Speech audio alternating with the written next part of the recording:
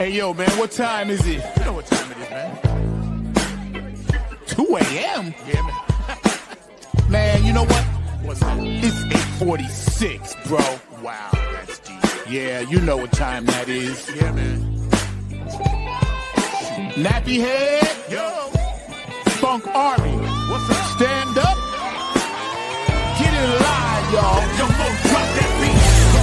You know what we gotta do. Yeah, man.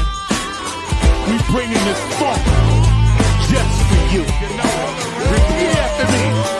Say, you don't have to be the best, just gotta outlast the rest. No, You don't have to be the best, you don't. just gotta outlast the rest. No, you You don't. don't have to be the best, just gotta outlast the rest. You don't have to be the best, just gotta outlast the rest. United we stand, divided we fall. Should our backs ever be against the wall, we'll be together until the jam is done. I'ma say that again for you. United we stand, divided we fall. Should our backs ever be against the wall, we'll be together until the jam is done. Here we go, y'all. Now let me tell you a little story about United We Stand. It says we're gonna funk across this funkless land. We gon' stand up and let our voices be heard. We ain't gonna let nobody stop us from spreading the spiritual word. The ruthless corporate greedy don't give a damn about the needy. We need everybody in the house to join us on this one, all right? Y'all say, united we stand, divided we fall. Should our backs ever be against the wall, we'll be together until the jam is done. Are y'all out there? You feeling me? United we stand, come on, y'all. Divided we fall. Should our backs ever be against the wall, we'll be together until the jam is done. Yeah. Check. 1, 2, 1, 2. United we stand, divided we fall. Funkin' with the poor people most of all, as they poison our mind with food control. Third eye is wise, sacrifice. Wake up and see what they doing to you and me.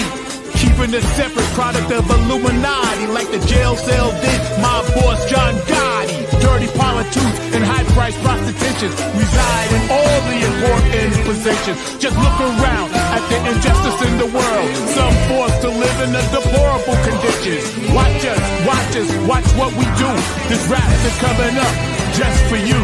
So sit back, relax, check out our phone calls. The nappy hip hop army always bumping in your drum. Twitter, tweet, the TikTok. The ruthless corporate greedies don't give a damn about the needies. A movement, genocide and homicide is happening all around the world. Promise me this, promise me that, when all the fat cats stabbing us in the back. Man, get off my back, bro. Killing me. Let me see you wave your hand. We all wanna take a stand. Rise up against the corporate man. Let me head all across this land. Oh yeah.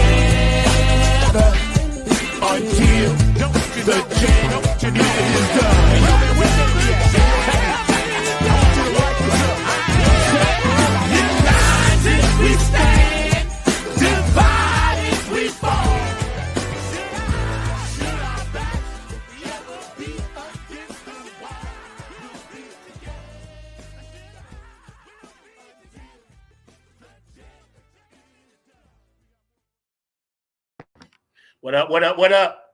Funk from the front seat. It's getting hot in here, y'all. Y'all know how we do. All right, check this out. Today, we're going to do a follow-up. I wasn't going to do it, but it's cool. Thank you for tuning in. 9 on the Grind TV, Funk from the front seat, every Saturday at 12 p.m. We got our round table as usual. Linda Scheider's in the house. She's going to be coming in a little bit. Jen Vanderputten is on her way. You know, I hit up a few other people and they might pop in. Mr. Mark Lee, my producer back there, extraordinaire, keeping it real, keeping it funky, keeping it fast, always classy and never last. Mr. Mark Lee back there behind the glass. I thank you. I appreciate you, bro. I love you. I'm your host, number 9. So rather than just jump right into the negative pool and start talking about, you know, moving and death to the U.S. and all this other nonsense, right? We have decided we're going to put our heads together today, and we want to explore different options and different coping mechanisms.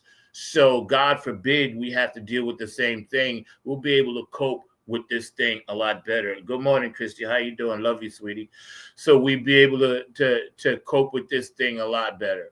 Right? Because the negative stuff and the piling on and the calling other people stupid because they chose not to vote like we wanted to vote, that stuff has got to stop. That stuff is very, very bad for our country.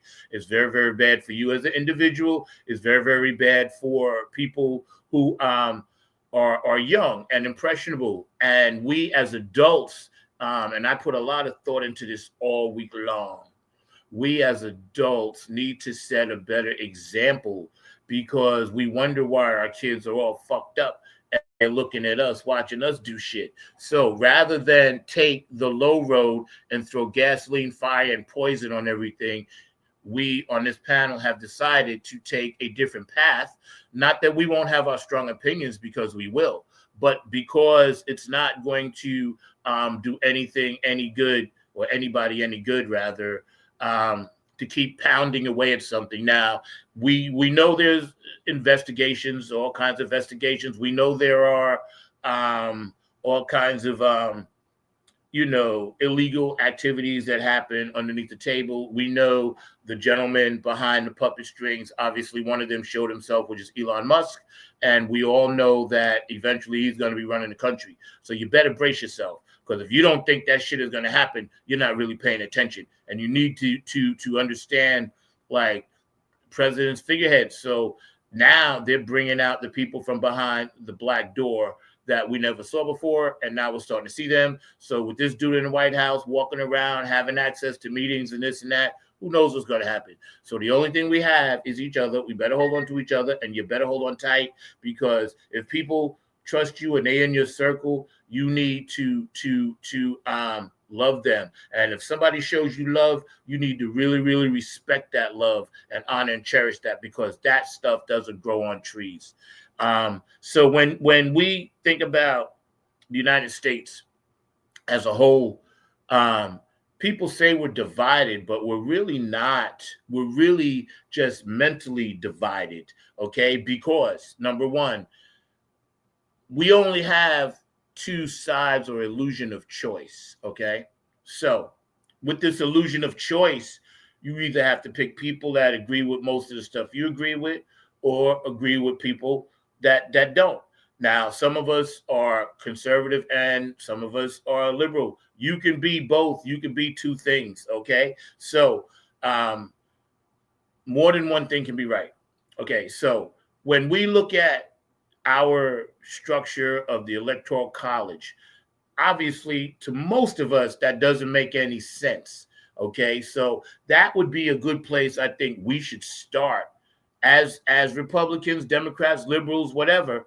That would be a good place to start. Okay, let's start with that and bipartisan it, work together. And everything I'm personally going to be talking about, not my panel, because they have their own opinions, but basically everything I'm going to be talking about is bipartisan stuff, working together. Okay, so here's what we need to do. We need to sit down with people that have access to the corporations that want to try to continue to rape us and pillage us and kill us. And maybe if we talk enough sense to them, maybe they might understand without the United States workforce, and that means Latinos, Mexicans, Asians, Indian, blacks, whites, Irish, Germans, Catholics, Protestants, gay, lesbian, trans, straight. Without everybody, this country won't move. And I personally think we need to just do like we used to do in the old days. And we used to be like, all right, bet. We're going to pick it and we're going to walk out. And I really think the United States as a corporation, we, the workers, need to have a national walkout. All right. Without further ado, first I'd like to thank everybody for tuning in. People with birthdays, happy birthday. People with anniversaries, happy anniversary. Transitions, if you lost somebody, God bless you. Hopefully they transitioned on to another spot. Okay. Now, let's get started. Linda Scheid, I think, is in the house. Mark, I don't know who's back there, but, I'm not really sure. And I know Jen was on her way. I don't know if George is here. I don't know if Kevin's coming, but whoever's back there, let's bring them in. What's up, Linda? Hey, baby. How are you? I'm fine, sweetheart. How you doing, baby? I'm hanging in here. I know we was worried about you, man. Me and Jen was trying to call you. We was worried. So it was like, I think I was in shock for at least 2 or 3 days. And I mean, like I said, that was stunning. I don't know how else to describe my feelings. It was just stunning and, like I said, so extremely disappointing. Yeah, we'll get to that in a minute. Good morning, George. How you doing? I'm good, man. How y'all doing? Hey, guys. I'm all right, man. Yo, could you turn your camera slightly to your right to get that glare out a little bit? There, you're perfect right there. Okay. How you doing down there in Texas, man? Oh, man, I'm hanging in there, man. Taking it day by day, I feel you. I see you rocking that fresh gear. You keep turning that out. Hello, my friend Jen Vanderputten. How are you, tech extraordinaire, leader of women in many, many forms? How you doing? Oh no, leader. I'm a leader that's like, wait, y'all are following me? Ooh, no. Yeah, we following you. Trust me, we are following you. You didn't know that, did you? No, you look behind and you're like, whoa, no, you guys got the wrong person. You got elected without even knowing. See, that's how it works. That's politics. That's how it goes. I'm just trying to figure it out. You doing all right? Kids Hanging good? Hanging in there. Yeah. I mean, we get like when we talk today, I've been talking about some of the stuff that I've had to do lately because of the results of the election. And I know it's not going to come as a surprise to y'all, but I've never in my life had to like lock down my Facebook and things like that. But yeah. I've been fortunate. I mean, I had a few people that called me. We talked. I said, hey, we still friends. I ain't mad at you. One of my sponsors from 4 years ago to help me get to a show, he's staunch on the other side, and he still calls me. I know his family. I went to school with him. He has his views. I have mine. But, it's funny because a lot of times people don't tell you everything. And there's things that I'm about myself that I don't tell everybody. People look at me and they see me free, this, that, and the third. But I can come out now and say, listen, I've been a responsible gun owner for a long time. I just never told anybody because it wasn't necessary, right? And there are reasons why I did that. But so you can't judge a book by its cover. You can't look at a person and be like, oh, they're against this, oh, they're against that. That's a mistake. And that's where we're going to start, okay? We're going to be freewheeling this thing. But I wanted to start, Linda, with you because you're in a seriously red state, Kansas City, right? And Missouri. How do you think we can communicate with people that only see us as the enemy? And I want all y'all to think about that. How can we communicate effectively with people that only see us as the enemy simply because we disagree? Well, I have to say, in the Midwest, people are naturally very friendly. People speak to you. They don't have to know you to speak, which is very different from the East Coast. And I can't say that we've had any dialogue, but it's nice to see that kind of that kind of openness, And it's rare and it's kind of unusual because this is such a Republican state. You would think they would be very intense and, it's just kind of a weird kind of dichotomy. There's like you see the results of the election, for example, but these people are very friendly people. So there would be a possibility of some dialogue or maybe some interaction where we could maybe come to a agreement or at least express our views and see if there's any kind of comparison or any kind of camaraderie involved in that. It's just a process. Yeah, you're right.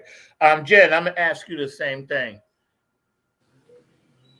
Can you remind me where we started from? I was like, I was just saying, how I do you lost think? in what Linda was saying.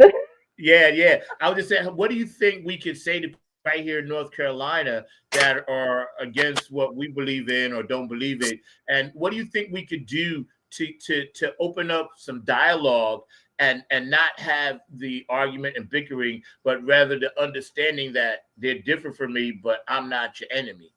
Mm-hmm.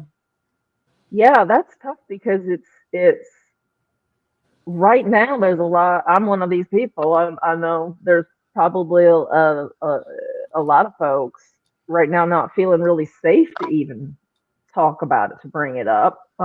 Like I said, I had to lock down my Facebook for the first time ever. Any of my social media, I've never ever had to go private, locked down to like friends only. But I've already started getting misogyny. You know, women are getting approached on the street and they're saying, "Your body, my choice," and things like that. I heard that. This kind of stuff is starting to come my way, and I'm not, I've seen stuff before, and I usually block, people, the randos that come along. But it's like they're coming looking for you now. And I don't blame anybody for wanting to just stay safe for a while and go underground a bit. I'm not sure. I think people need some time. I think they need to go underground. I think they need to reaffirm. We were talking about this on the phone, Zach, that we need to connect with each other. The people that we know or at least we feel the most safe with. I think we need to give space to each other. If someone's not feeling safe in general, like if women are just like doing the women thing and Black folks are just doing like, we're doing the Black space here right now. And we all just have to be really respectful of the spaces right now that people are coming into to talk, to feel more safe. Because we'll have a chance to get together in other forums too. But I think we got to let people have that time in their community spaces to gather up that strength again, to be able to tackle these things again. How to approach it, I don't know. I mean, it just seems like we've been trying to do that for a while, and you keep trying different language, but I think there's just certain people who are so intractable that you're never going to be able to open up a conversation with them and change their minds. So I think the biggest thing right now is trying to identify who might be changeable, rather than just trying to say, how do we approach each conversation, but rather maybe go for quality than quantity. Yeah. If that makes sense. Yeah. George. Yeah. I was going to say, down in Texas, right? How would you open up dialogue, or what would you suggest people there do to open up dialogue so there's not this tension and there's not this violence as Jen spoke about, and people aren't trolling women now, telling them they own this, that, and the third? Like, what would be a way that us, this show today, can say, hey, why don't you guys try this? Or why don't you guys try that? What do you think we could do? Especially you're in another red, like surrounded, drowning place of Republicans. So well, what do you think? You were in the military, you're well-rounded. I know you're, a gun owner. I know you have grandkids, kids, this, that, and the third. So what would you think? Well, agreeing with what Linda said and what Jen said, especially living here, because as you know, I lived in California most of my life. Right. They're way more crazier out there than here. They're a lot more nicer here. I don't face a lot of things that I normally face when I was in California. Right. I mean, the open mind, we need a reset. Okay. U.S. need a reset, okay, like a timeout, you know. Just go back and relook at everything that's happened, you know, and try to go from there, you know. Like you got to unlearn what you learned before. You see, I just think that to restart the conversation with everybody getting on the same playing field, you know, everybody should just, you know, I mean, just look at the Midwest. Like Linda said, the Midwest people are a lot more nicer and you know, than what's in the East and what's in the West. You know, everybody from the East and the West should take a page out of the Midwest and take a look at it, at the part as being courteous to everybody. I mean, it will slow a lot of things down, you know. Mm-hmm. You know, I mean, hey, like you said, I was in the military. I actually faced more things in the military than I did here. You know, it's crazy, you know, and a lot of people. It's a whole different city, a whole different. I would call it a whole different country when you're in the military. Yeah. You see, you whole different set of rules. It's like a lot of the constitutions don't apply to you, you know, over there. Yeah. And it can be rough, or you know, for guys like me, it was rough. You see, because I don't like bullies. You see, and I didn't let nobody bully me. You see, so you know, I was considered undesirable, you know, because I'm not getting bullied. Yeah. And yeah, it's a trip. Mark, what do you think about that? My Like, you dad here in was North in the Carolina? military No. for most of his life, and he had a lot of problems with racial issues. You know, like some of his COs, I think he actually hit one of them because he said something really nasty to him, and he just couldn't contain himself. And he didn't get arrested, but he got, you know, demoted. I did the same thing. Hey, a guy tried to pull me out of the foxhole by my steel pot. Okay, because I didn't hear him, and I had a hearing issue because of all the explosions, right? So he tried to lift me out, a lieutenant, and it took 5 people to get me off of him. I understand. You see, and I was supposed to have got a staff sergeant rank after that field exercise. I didn't get it because of that. Yeah, Mark, I want to go back to the question. You're here in North Carolina. How can we open up dialogue so people understand, hey, I'm not the enemy, you're not the enemy, but we fundamentally disagree wholeheartedly on some major things? How do we bridge that gap?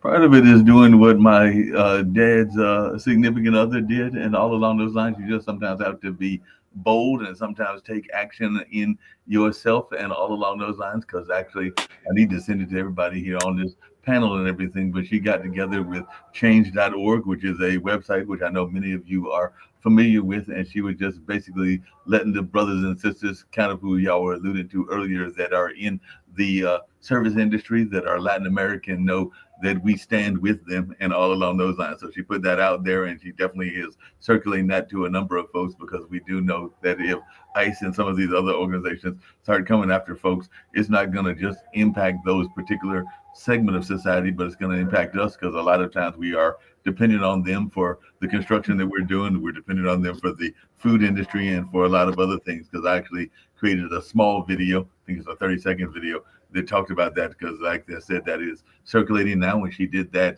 beginning this week, when she realized what was going on in that space. So sometimes it's just a matter of actually taking action, and we can all take action, even if it's a small action, and all along those lines. So like I said, Linda Bellens is in the education space and decided that she would get that out there in that using that platform of change.org. So like I said, sometimes we can just do simple things in order to let the folks know where we're standing and what we are standing for people's rights as well and everything. And you can have simple disagreements as well, and you don't always have to agree with everything that everybody is doing, but you can stand on principles as well. And I'm definitely a believer in folks standing up in their principles of whatever their principles are.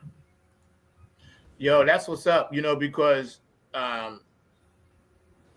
good morning. Yeah, we're looking at some of the comments. And you got some comments from Christine. Well, Trump has already decided who is going to be his immigration czar, and I can't remember his name. The guy he's planning to appoint to that position, Tom Homan. He's made a statement saying his very first thing he's going to do is the mass deportation. They're getting ready to try to get all these people, like he said, out of this country, one way or the other, for whatever reason. And like I said, that means some of the service industry is going to be lacking personnel. There's going to be a lot of changes coming up, and I don't think that most of them are going to be very positive. Yeah. And that's going to have far-reaching effects, and it's the the leopards that are eating their faces thing that you see going around is that a lot of the people who voted for that change don't understand its far-reaching effects. Identifying who will listen to facts, who will listen to sense and reason is really difficult right now because there's a lot of people that, it's a cult. It is.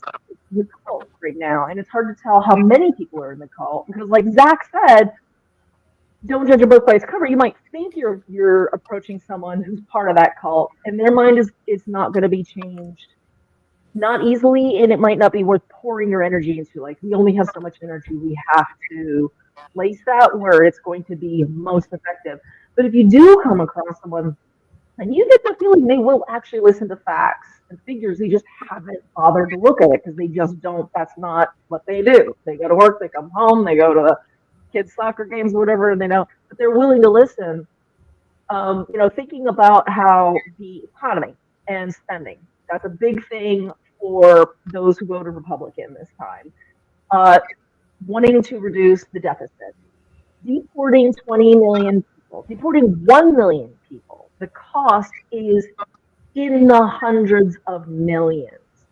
Yeah. Deporting 20 million people gets to be nearly $500 billion, and they can't even do it in 1 year. You gotta.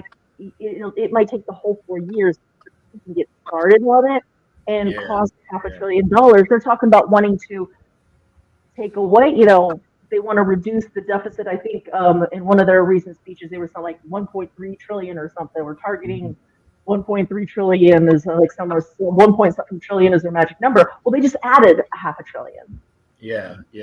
Where are you going to get the rest of that from? That's not even including the effects that losing a lot of people who are working and contributing to our economy in many sectors that are invisible to us, like women's labor invisible, immigrant labor invisible. But we can't afford to allow it to be invisible anymore. We have to start having those facts and figures. Go to the good sources, reputable sources. Get those facts and figures. Get the numbers. Have them at the ready. Put them on a note card and have it in your wallet or your purse. And be ready to pull it out and say, "Do you know how much that's going to cost? Do you know how much that'll cost the domino effect down the line?" They're bringing up these facts and figures, and then maybe you might be able to change some minds around you, the ones who are willing to listen. What it is too, I think people and that was very well. All you guys are making some amazing points. If it was me, and I don't have this kind of power, but I would ban all news programs, mainstream, Fox, CNN, CSNBC. I would ban all of them because their job is totally to keep us divided. That's their job. Right now, we try to get information from some, we try to get information from others. They sprinkle in the truth, but basically, they're not even trying to be on the same page. There was a time in what I see, Zach, they don't even deal in facts anymore. They deal in opinions. No. Right. That's right. It's all clickbait. It's all clickbait. And that's sad because there was a time when a major thing would happen and they would all be there. I mean, even though back then it was still bullshit, it was way less bullshit. You know what I'm saying? Mm-hmm. And now it's like once it can be raining and somebody can say it's sunny and they'll be like, nah, it's sunny, but it's rain. You know what I'm saying? They can't even agree on the basic thing. Whatever one side says, the other side has to say the opposite, just because that's what they're programmed and told to do. Now, I fully expect my show to be kicked off the air soon, because I've been getting YouTube stuff coming from me. I've been getting like messages from them. They're gonna do this, that, and the third to me. I swear to God, I kid you not. I'm just a little tiny person, and they won't let me play the music I want to play. I've been getting fined by YouTube, for playing music that I even got the person on. So I'm gonna say right now, YouTube, any music that I play, I have permission to play it. Okay, because I actually contacted that agency that allows me to do that. Right, but they haven't gotten that information yet because it's a backlog or whatever. And maybe, even my own song, they dinged me for playing my own shit. I've heard that. That is a big problem. Social media is soon going to be under the control of the real demon, which is Elon Musk, besides the other demon, right? And that's where shit's really gonna hit the fan, because a lot of people depend on social media. Now, me, I can live with it, without it. I enjoy doing it. But when I look at how things are shaped, and it says this in the Bible, you can't see the devil till they come calling. They're gonna be invisible, but they're gonna be standing there, right? This is what we're facing right now, because if you, as a woman, Linda and Jen, and all the other women out there watching, if you got to have some person bother you on the street physically or troll you, it's your right not to have that happen to you. Okay? So you don't deserve that. All right? So right there, whether it's trolling, whether it's robotic, whatever it is, you don't deserve to have it happen to you. So it should not be happening. God forbid, if my youngest daughter, she's LGBTQ plus, God forbid anybody fucks with my daughter. It's a wrap. I'm going to tell everybody out there right now, y'all can kick me off to God creation. If anybody messes with a Robinson, my daughters, it's a wrap. I'm not even hearing it. I'll spend time in jail and eat and crackers, because I'm not even hearing it, because there's no way in the world I'm going to let anything happen to my baby because some asshole is in there talking about, oh, transgender, oh, this, gay, that, lesbian, that. No. That's none of your business, right? That's where I have a problem with people that were on the other side. You gonna come at me like that, then you want me to be down with you. Okay, I'm gonna be down with you, but you still gonna pop shit and try to threaten me because I'm black, because I'm gay, because I'm trans, because I'm a woman. No, we ain't doing that. You can't have it both ways. Either you in or you out. You know what I'm saying? And if this dude really wants to do the right thing and claims he does this, that, and the third, and all the nonsense and all the complete bozos he's putting in his cabinet, he needs to understand that there is a whole nother side just sitting here and we chilling. But don't think we not armed. Hey, man, you know what? I think because of this guy winning, a lot of women's rights are going to go AWOL. Okay? Oh, yeah. Oh, and for sure. I'm going to tell you. They want to get rid of the right to vote. Yeah. Our right to vote. They said it. That, see, it only takes 2 weeks to change an algorithm in a computer system. He had 4 years to get this stuff done to where no matter how the vote goes, he wins. And every 90% of it is done on the computer. So think about that. And I think there's more women in the U.S. than there are men. So how did he win? Right. But one of the problems this time around, like a lot of the reason he didn't get far last time is because we did have checks and balances. He didn't have full control of Senate and House. If I recall you're freezing up. This is freezing up a lot. Am I freezing up to the rest of you? No, you're good. No, I'm freezing up on my I think side. Linda needs to reboot again. Yeah, that's all you're in. We're good over here. Yeah, I'm good. Yeah. You guys keep disappearing and freezing. Oh yeah, that's on your end. Yeah, that's on your end, Linda. Yeah, we're all good. It is? Mm-hmm. Yeah, we're all good. Yeah. She needs to go out and come back in. Go out and come back. Okay. Go ahead, Jen. I'm sorry. Yeah, that's okay. It's This time they have full control.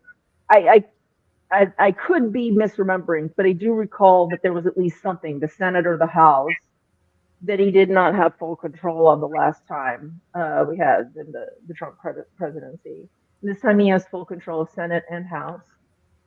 SCOTUS, he packed that, and it's still packed. And now he's, got the whole executive. So, I mean, the extremists are now in control of all of it. And that's why I'm more scared this time than I was the first time. The first time I still had that sliver of hope.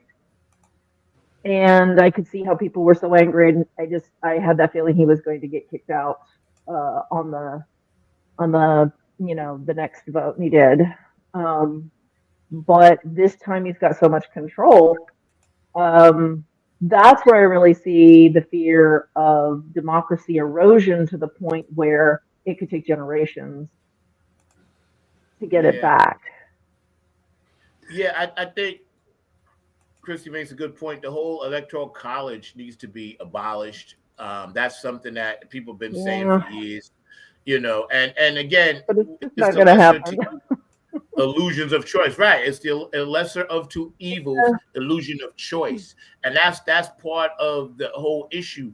Like, we're in a state of mind to where we actually have to participate in something that we feel will help most of us that are trying to do the right thing. And when it doesn't help as quick as we wanted to, or maybe never, which in some cases it just never helps, right? We feel lost. We feel like we feel today, like on this panel, confused. We feel lack of respect, dignity. We feel like we've been betrayed.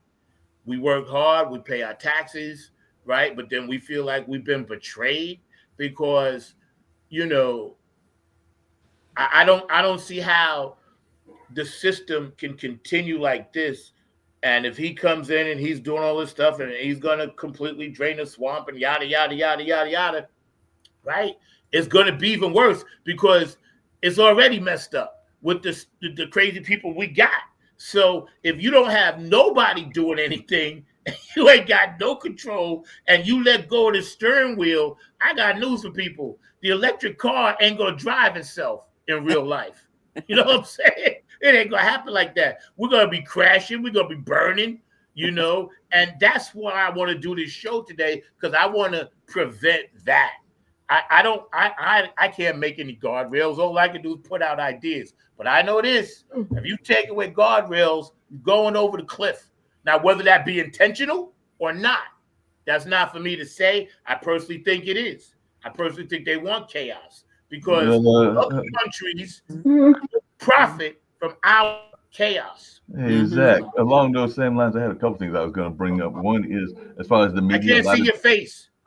A lot of times with the media and everything, and all along those lines, a couple of things I was going to bring up in this whole notion of chaos. One, the media a lot of times is playing to its audience, and it's playing to a designated audience, which means that the right-wing audience media is playing to the right-wing audience. And the same can be said for the progressive, or what some people might call left media. So that's part of the problem, is that there isn't objective journalism the way it used to be, because a lot of journalism isn't about reporting in the sense of how reporting used to be done. It's playing toward a target audience. I think Linda kind of alluded to that earlier and everything. So Fox is going to be playing to those folks that are fans of Fox and all along those lines. And the same with Midas Touch, to play the folks that are fans of Midas Touch. So that's part of the problem, is we have to be able to study. And I know you're doing a good job of that, Zach, and looking at various sources and not just looking at one source and everything. Because if you look at one source and it's a source that's got you in a tunnel, you're going to stay in that tunnel and all in that space. You got to be able to. I watched the Midas Touch. I like that. And it wasn't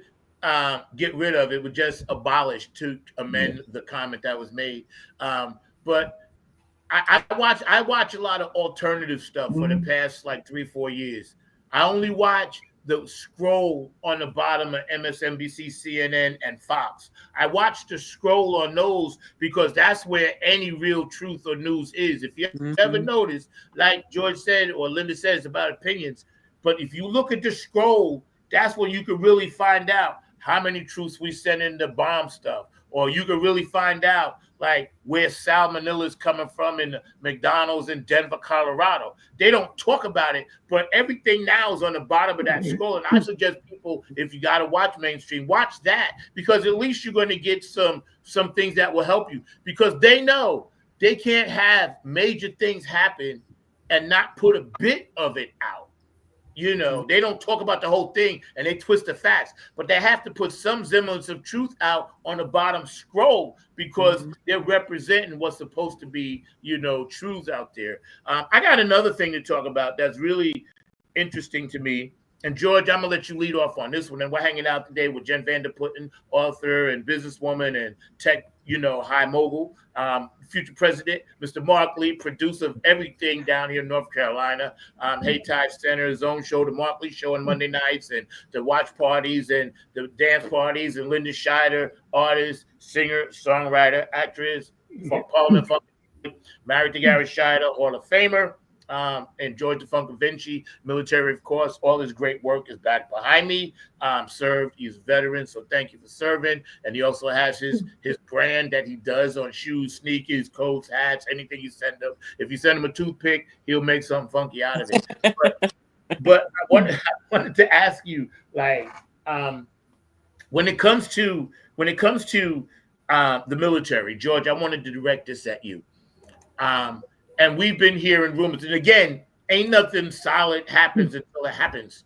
But certain generals have already spoken out and said, yo, bro, you ain't coming up in here like that.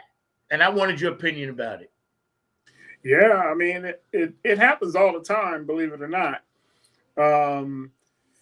It really depends on where you're stationed, too, you know, and who's in charge, okay? Because you'll find to this day, like back in the 60s, just like back there, you had a company of just black guys. You have a company of just white guys. It's still like that to this day in certain areas. You won't see it. You'll never hear about it in the media. You have to get it from people that been there. You see? Do you think that the president-elect will try to politicize or make the military the actual police when he's trying to do things such as deport people? Oh, yeah. And will the generals allow that? I guess is what I'm asking. Well, see, he said that. Yep. Yeah, right. And he can actually present that and try to get it done with an executive order. Because if he don't do it that way, see, the maybe the government might not let him do it, you know, because like Christy said, he's just the mouthpiece. Okay, he's the one that signs the okay, you know. So he's like, it's like playing Simon Says, you know. So he can do an executive order like he do on the pardons and all that stuff, but he can set it up to where National Guard, reserves, Coast Guard, he can use all of them because, you know, they're ran by the state. He can use all of them and for border patrols and police.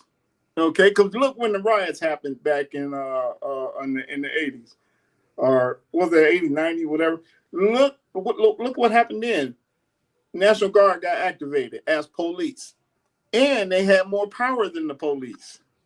Okay, so it was bad. I'm telling you, it was bad. I was there. Okay, so, I've been in a few riots. I know. I got a question. I'm sorry. Go ahead. Oh, I got a question for George. So we already talked about how, you know, several generals have said, you know, they're going to stand the line against a lot of his, you know, problematic policies, the way he wants to weaponize the military, and the things he wants to do and change in the military, you know, rolling back some of the progress. At the same time, he and his cabinet that he's forming are saying that they're creating a list of those individuals in the military who say no to anything, even one small thing that Trump wants, that they're going to dismiss them, get rid of them. And he does stand at the head of the military. But what I don't know as an everyday person who's had no experience with military is, does he have the power to do that? Can he just say, you're out, you're out, you're out, you're out? Yes, indeed, he Yes. Yep. Because he's the commander in chief. Uh, can. Commander in chief. Yeah. The He's head of the the top yeah. dog. He's higher than a 5-star general. Mm-hmm. Okay. That is one of the biggest problems. I think one of the biggest mistakes in our constitutional framework Yeah. is that is the check and balance that I think was missed, because that's exactly how every dictator has become a dictator, by weaponizing the military. That part. That part. That And you part. know what? You know what? That in itself, depending on how many followers those generals have and loyalists, that could start a whole different division. Mm-hmm. Right. Okay. Mm-hmm. Yeah, you're back to that There's a civil whole lot of war, right? Everybody picking a side and going against each other. Yeah. There are so many scenarios that could pop off in these 4 years coming up that it's mind blowing to even try to, to try to grasp the possibilities and his intentions. It's kind of scary to me. Let me tell you about a division that's in there now, that besides black and white, that a lot of people don't really it doesn't get a lot of publicity. There are gangsters in the military. Yeah, I know. Yeah.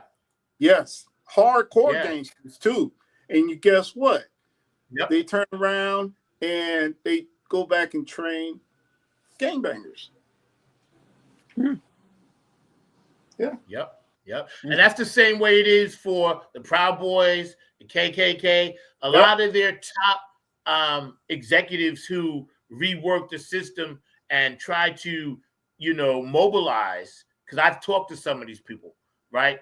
And they were all in the military. Now they ain't going to bother me, but unless and if they do, I got something for them. But I've talked to them about like their background, and also I can look at their tats and see what branch of the service they was in, and then they got that circle with the Proud Boy tat. There's a certain sign that Proud Boys do when you walk into a place or KKK, and you can tell, you can see them.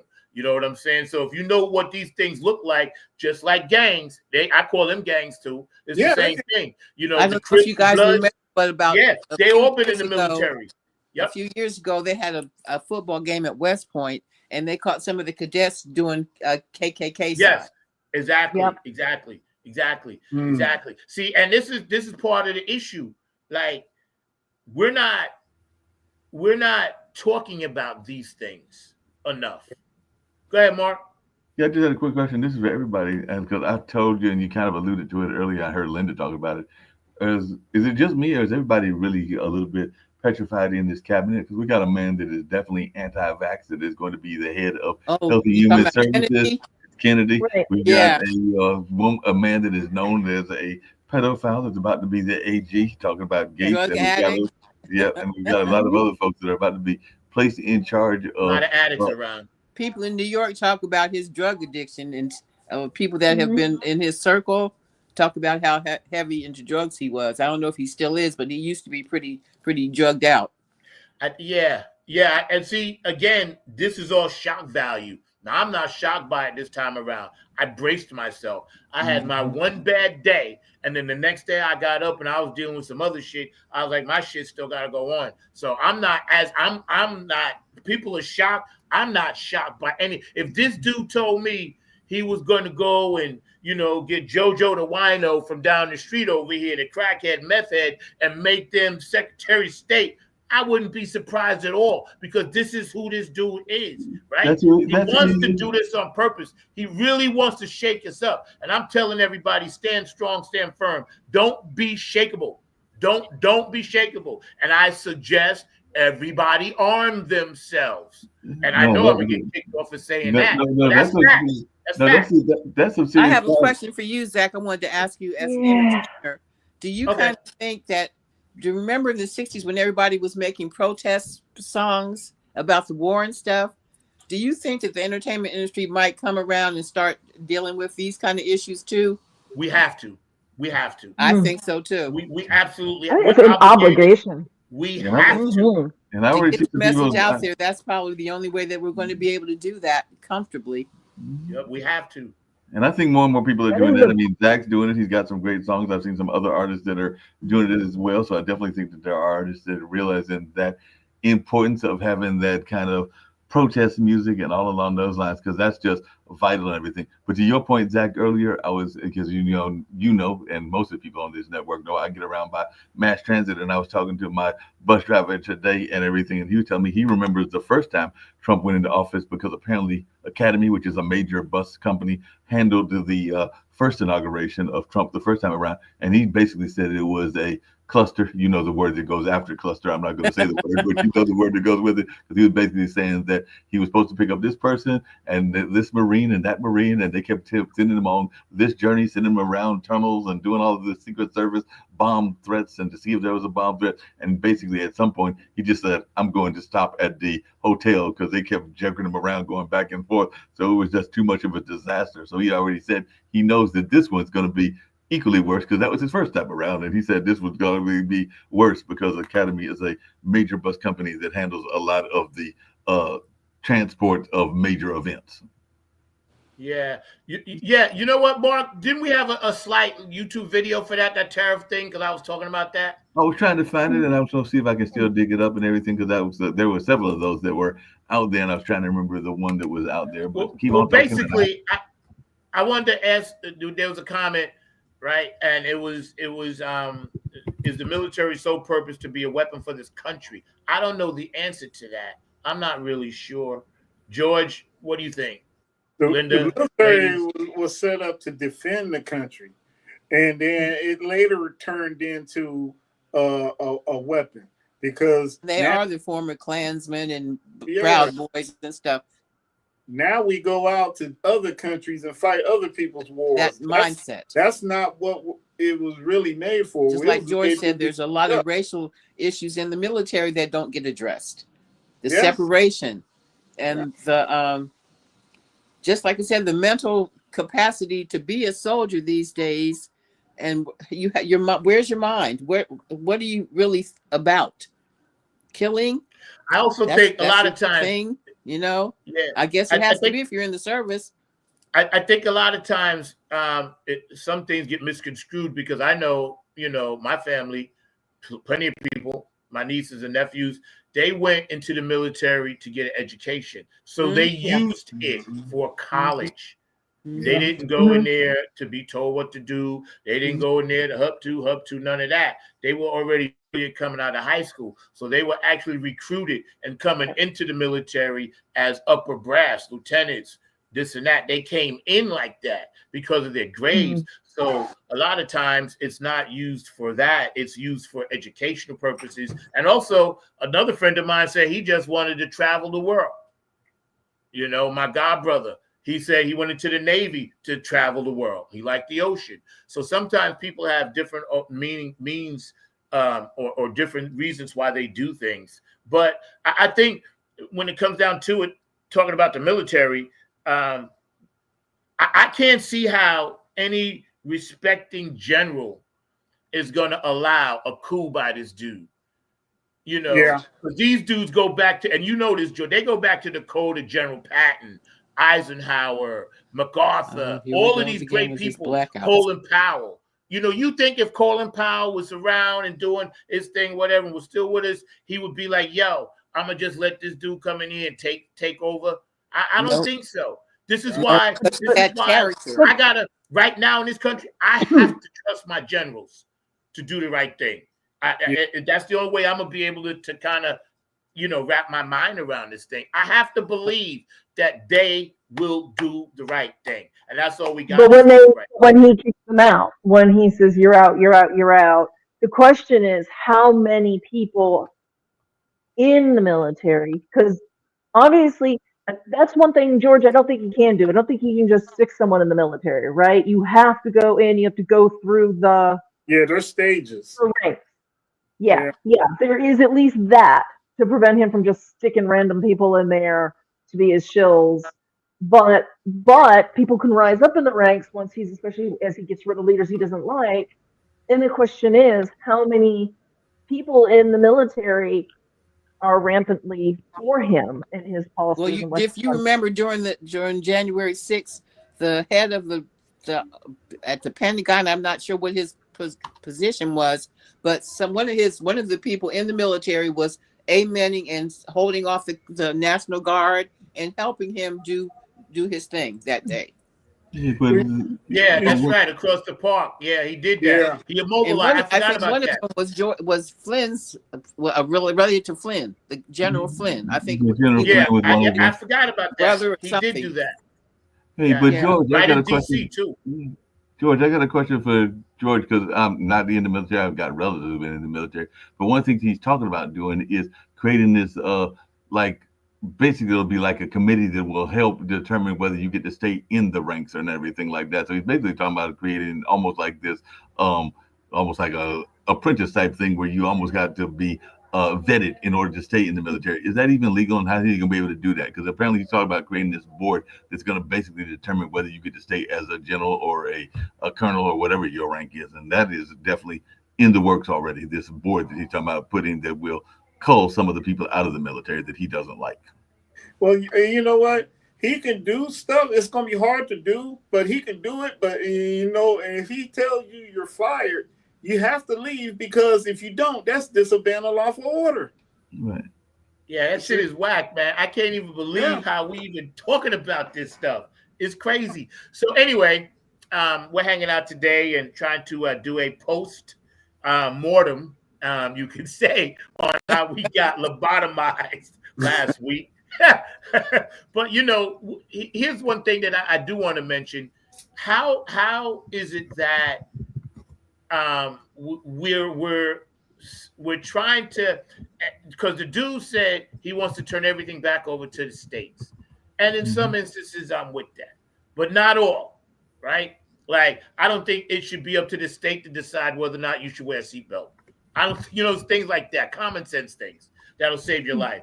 But the education, now, there are already private schools, Mormon schools, Catholic schools, schools of all nature, homeschooling of all nature across this country. So to me, the only thing I think that needs to be reformed when it comes to education is getting the dollars into the rural communities and the minority communities that needs to help, and lowering the cost of college tuition.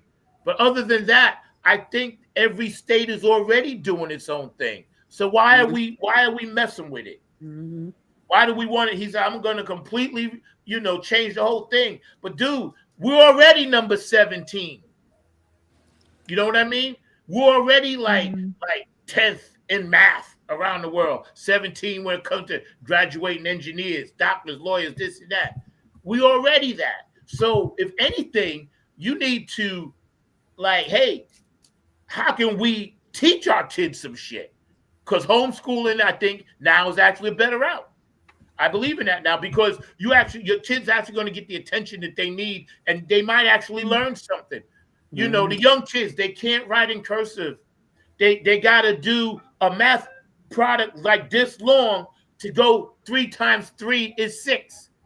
And I'm like, what are we doing this for? If you're going to be an engineer, great. If you want to do all this stuff, great. But why are we doing this? If he wants to do anything to impress me, why don't you do that? Your opinion, ladies. Linda, I'm going to start with you in the corner. I don't think that's going to be a priority, to be honest. I just don't see that. His last administration, the lady that he put in the Department of Education, on the lag, y'all. A little rich woman who didn't give a darn about anything except private schools. Yeah. I just don't think that's a priority. I really don't see that. I think the real reason, because they said they wanted to abolish the Department of Education, I think the real reason is they see it as one of the areas that they can just save money. They just want to write it off, and be able to say, look, we saved this much money. That means the states are going to have to make up what they were getting from the federal government. And that's going to disproportionately affect a lot of marginalized communities, especially disabled kids, because a lot of what you get from the disability, the IDEA law comes from that. I did not have good, IDEA was not actually, it's not actually well enforced, and that is done at the state level. So we have very poor enforcement at the state level. If we get rid of the federal Department of Education, then we won't, I believe that we'll lose the IDEA protection. It will once again be fine to, more fine because, we were just, my family was discriminated against, my son was discriminated against, and all those so-called protections didn't work for him because it has to be enforced. It's only words on paper unless it's enforced. But the problem is instead of strengthening it, instead of taking care of the problems and the accountability issues, just saying that we're going to get rid of it all is just going to make it all worse. I think there should be certain guarantees. We can argue about funding and stuff and where that money comes from. And but speaking of funding, excuse me for cutting you off, but I've noticed that they're using the school's education as a tool to get gambling of legal in state by state by state. And I know, right, especially if I can speak on Maryland, the gambling money was not improving the schools. Most of it does not go paid on salaries, kickbacks, and that kind of thing. The schools were not getting most of that money was not going to education. Especially since they hire private companies, they privatize it. So the state does these rules, and this is how it's going to be, and then they hand that over to a private company, and the private company is allowed to take all these profits and things, and there's a very small amount that legally they are required to give to the school, and surprise, surprise, the bare minimum is what all they ever, actually achieve. They are technically, legally, within the rules and boundaries, and the rest of it goes to private enterprise. Yeah, George, what do you think about that? Here, our election, they decided they wanted to have, sports betting legal in Missouri now, state by state by state. Like you said, the states are starting to take control of their own environment, and they're being allowed to make rules and do things that they probably wouldn't have been able to do otherwise years ago. You're right about that. I think what's going to happen, a lot of people are going to have to make up their minds if they want to stay in the same state that they in because of the bullshit they have to deal with, or they want to go, like, if you totally like conservative and you live in New York, you might want to get out. If you liberal and you like a place like here in Kansas City, you might want to go there. See, I can see some of this happening, but only a little bit, because people stay where their jobs are, and they go where their jobs are. That's the button. I mean, I'm retired. I can go anywhere. But that's what happens. Sometimes you're forced to stay somewhere where you may not like it in that state, but that's where your job is, and you have no choice. You got a family to feed. You may have a sick loved one. You may have been going through something yourself. So you decided to bunk down, hunker down. And also, I truly believe this. If there's a way to get people who are ultra conservative and isolate themselves to understand they won't survive without us. Right. They can stay isolated, but you won't survive without us. Sooner or later, and this goes for the extremely liberals too, you won't survive without conservatives. You could have a heart attack, and the man could be standing over you, could be a Proud Boy, but you're going to want your heart fixed. You ain't going to care at that moment what that person's political affiliation is. And on the other side, you could hate blacks, you could hate gays, you could be conservative, you could hate transgender, this, that, and the third. But if you have a heart attack and the person that's getting ready to give you a heart transplant is the best transgender doctor at Duke, you're going to take that. You know what I mean? Because it's about self-preservation. So if people would just watch that clip, and I'm going to clip this and put it back, it doesn't matter. When you get sick and you have a crisis situation in your body, at that moment, it's between you and your God, if you believe or not. But you're not going to give a damn who's helping you get well. And then when you get well, you go back to your same racist self or your same bullshit self on the other side. That's what I think people need to look at. That's really cool. It's just like in the military. Just like in the military, when we have a war. Oh, we all won now. But after the war and everybody go their separate ways, it's back to the same old, same old. Mm-hmm. Yeah. That's kind of painful, man. And I hate to see it. That's why I'm trying to say something positive. I'm trying to stay positive. You know, we all dealing with life stuff. So hopefully, you know, everybody that has it is funny because the government has the biggest nonprofit organization in this country. You got that right. I don't see how shrinking. people. It's been shrinking though. I It's don't been see getting how people are homeless and hungry, and we print the money. Yeah. We print That's it. right. What do you? I'm not much of a crypto person. This might be something for you, Linda, or for Jen, but I don't know nothing about it. This artificial money. Maybe Mark knows. What are we doing with this? What am I hearing about? Crypto is gonna take this and mess up that. What are we doing? Well, it certainly has become a haven for fraud, from what I've been hearing. It's invisible money. What is it? Invisible money? People are investing, Yeah. and then they'll see that their investment is growing, and then they'll try to cash out and find out their account's been closed or it's zero balance. Or then you can't cash it out. You know, there's not.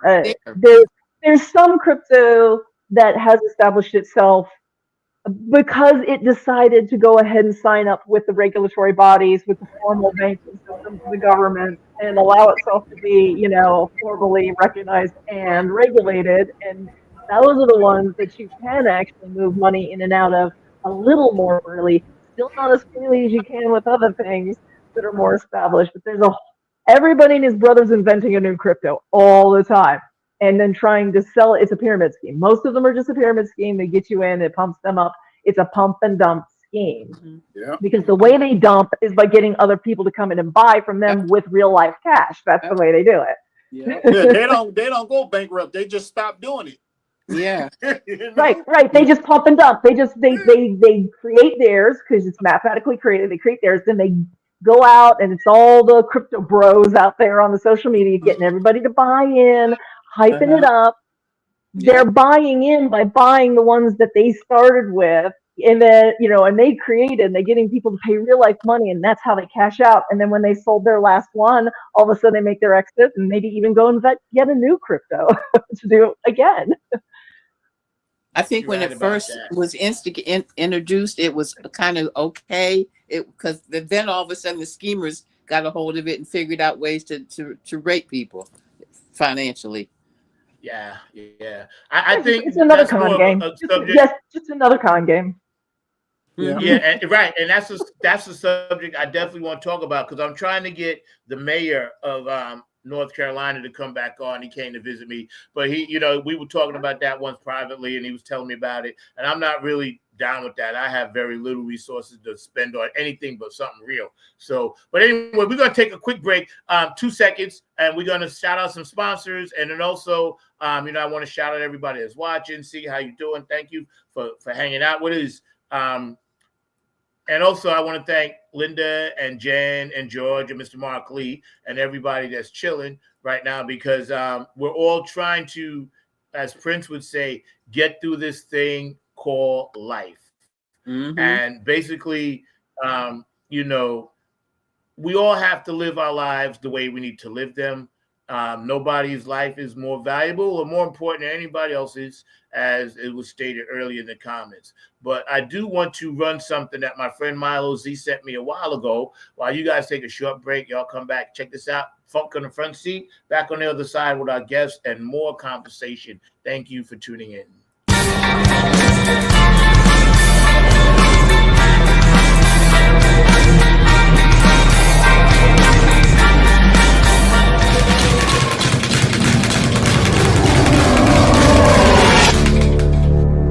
What's happening? Where's everybody going? Seems like everybody's fleeing New York. Let me hit up my boy Frank, see what's happening. Somebody calling me? Yeah, what's up, man? Hey man, what's happening? Do me a favor, come pick me up. Meet me at the spot. Seems like everybody's fleeing New York. I want to know what's going on. Cool, I'll come. All right, peace.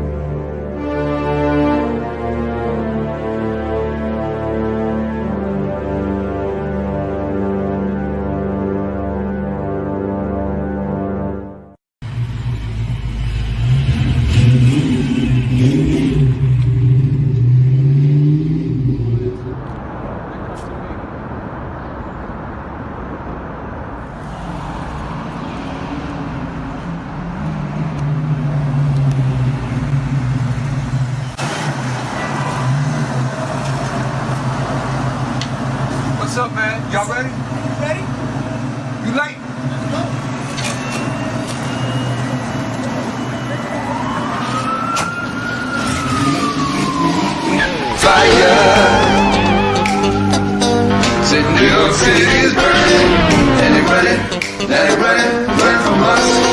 Fire. Yeah, my city is hurting. Where's the loving? Ain't no loving, none for us. Fire.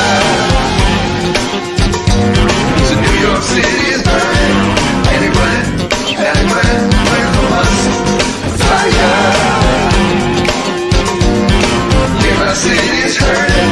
Where's the loving? Ain't no loving, none for us.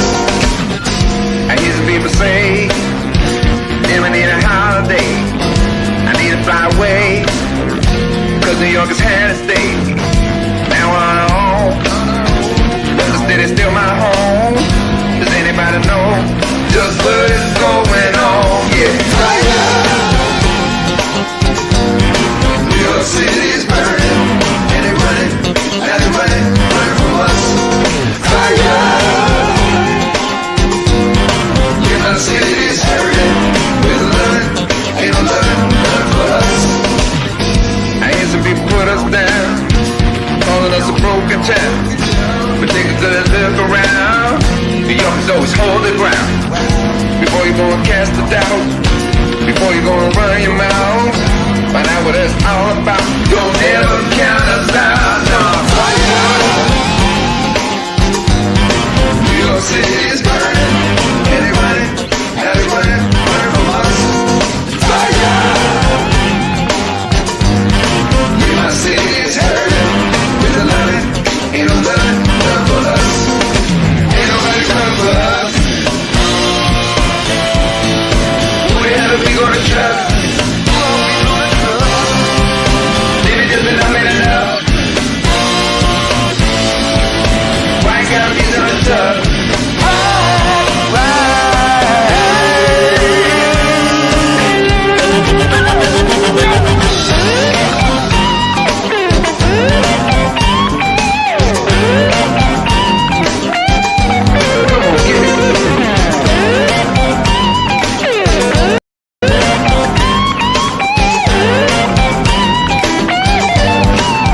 So don't keep telling me that you still got love for me.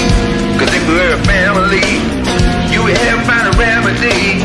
But instead you just talk that shit, but you know we ain't hearing it. So go ahead and fly away, New York will be okay. Yeah. New York City is burning, and they running, now they running from us. Fire. Yeah, my city is hurting. There's a loving, ain't no loving, none for us. But you know you won't be going too far. Yeah, you know you won't be going too far. Cause you know it's still a piece of your heart. Yeah, you know it's still a piece of your heart. But you know you won't be going too far. Yeah, you know you won't be going too far. Cause you know it's still a piece of your heart. Yeah, New York is still a piece of your heart. Cause you know you won't be going too far. Yeah, you know you won't be going too far. Cause you know it's still a piece of your heart. Yeah, you know it's still a piece of your heart. New York City, you know you won't be going too far. Yeah, you know you won't be going too far. Well, now, cause you know it's still a piece of your heart. Yeah, New York is still a piece of your heart. New York City.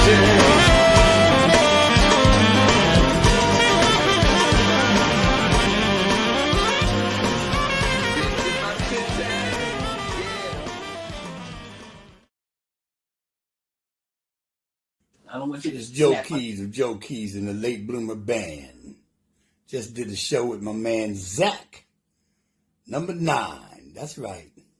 Number 9's got it going on. Check out Funk from the Front Seat.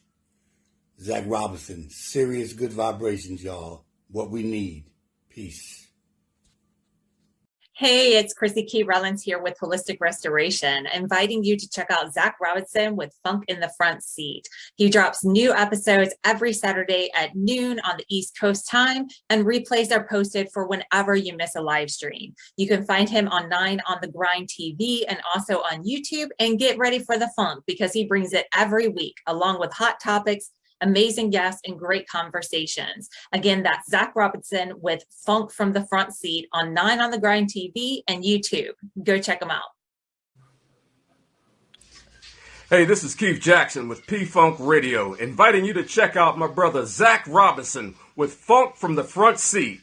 Saturdays, 12 noon on the East Coast and 9 a.m. on the West Coast. It all happens on 9 on the Grind TV and also on YouTube. Great guest, great conversation each and every Saturday. That's Funk from the Front Seat with Zach Robinson on 9 on the Grind TV and YouTube. Check him out. Hey fam, what's goody? Hey fam, what's goody good? What's really good? My name is Jeff Roberson from the gospel group called Jeff Roberson and New Life. And I'm coming to you from the town that we had to name it twice. It's so nice. New York, New York. And I'm bringing you some news about my brother from another mother, Brother Zach, who's bringing you his hot new show called Funk from the Front Seat. Listen, he's bringing you funk from the vault, from the past, from the present and into the future.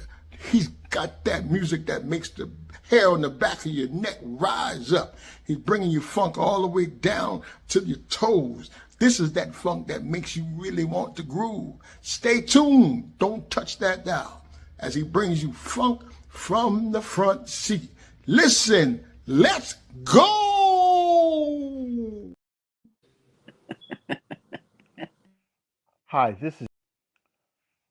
Hi, this is David Webb, founder and CEO of the Funk Music Hall of Fame and Exhibition Center, DBA The Funk Center, and the executive producer of the Dayton Scene radio show. I would like to recognize and honor the legacy of one of the most funkiest underground bands of all time. They are called the Nappy Head Funk Army.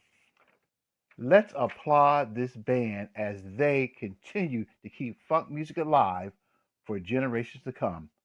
Their leader, Zach Roberson, who is also the Vice President of Club Funketeer Ambassadors for Bootsy and Peppermint Patty Collins. Zach started his band in 1998 at a George Clinton's birthday party, and his band is still active today.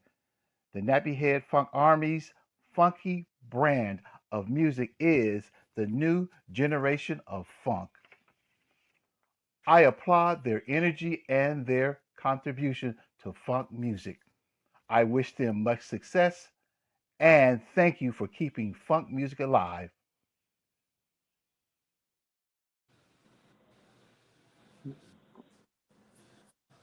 That tune Fire was smoking. Who was that group? Oh, that's my dog up in New York, Milo Z. Hi, Mia. How are you, sweetie? Thanks for tuning in. That's my Milo Z. He's a good friend of mine. I've been knowing him since, like, I don't know, the late 80s, back in the Wetland days or whatever, right? Early like 90s. But that tune was Milo, nice. I'm supposed to do some work with him and record some stuff with him.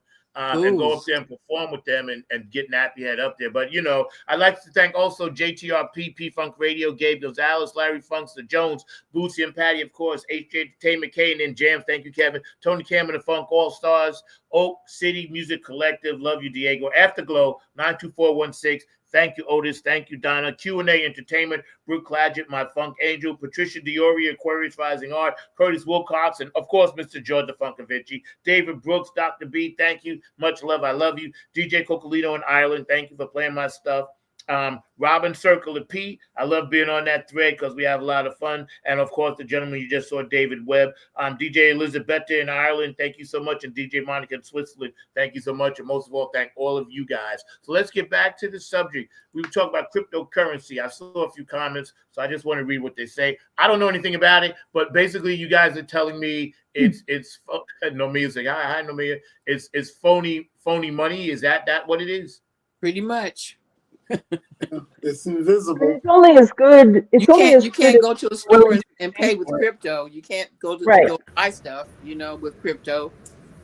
You have to get Though cash. there are some places like online that will do it. Right. But my understanding is it is mostly used for nefarious transactions, especially since they can There are some hide a stores lot that of- do. Yeah, there's some stores that do crypto. Very few, but there are some places that you can buy. It's not like you can, but there are few and far between. I was getting ready to say that what's going to make it very interesting, and I don't know your thoughts around this, Jen, but you're in that technology space, probably one of the biggest hustlers of all times, has got his own cryptocurrency. So actually, he just released it. So Trump has his own crypto. So it might be an effort to make it go totally the way of society because he just released his own cryptocurrency. So I personally think that he's trying to push us into going crypto, but that's just because he invested Well, in. he had one. I mean, the Doge one has been like a failure for a long time. You could buy, so as a joke at Christmas, last Christmas, my husband bought Doge coins. It's one of these where that represents like one of the cryptocurrencies, one unit, and the coin itself, the materials are worth more than that unit of crypto was worth. He was another failure. Dogecoin was another failure, and So what would you suggest we do? Should we all start stocking cash? Like what's the alternative? Again, we want to give our audience alternatives. What should we still continue to credit cards and debit, and what are we doing here? Because sooner or later, if this thing collapses, people are going to need some kind of exchange currency way to exchange currency. I wouldn't worry about that. I would pay attention to what the bankers are saying or doing, because the bankers control the politicians more than anyone else does. And most of the time, they don't care about the human part of the politics. All they care about is what affects them as banks.